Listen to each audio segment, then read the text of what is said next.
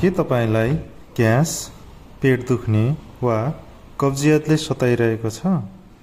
आज हामी तपाईलाई खाली पेट पिउनै पर्ने एकदमै फाइदाजनक चीज बताउने छौं। त्यो हो बेसार पानी। तपाईले बिहान उठ्ने बित्तिकै एक गिलास मनतातो पानीमा आधा चम्चा बेसार हालेर राम्ररी मिसाउनुहोस् र खाली पेट पिउनुहोस्। यसले तपाईको पेट सफा गर्छ, ग्यास हटाउँछ, कब्जियत हटाउँछ र शरीरबाट विषालु तत्त्वहरू निकालिदिन्छ।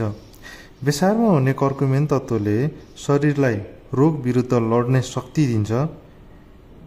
हप्तामा 5 दिन यसरी बिहान खाली पेट बेसार पानी पिउनु भयो भने तपाईको पाचन तन्त्र बलियो हुन्छ, पेट सफा हुन्छ र छाला पनि चम्किलो हुनेछ।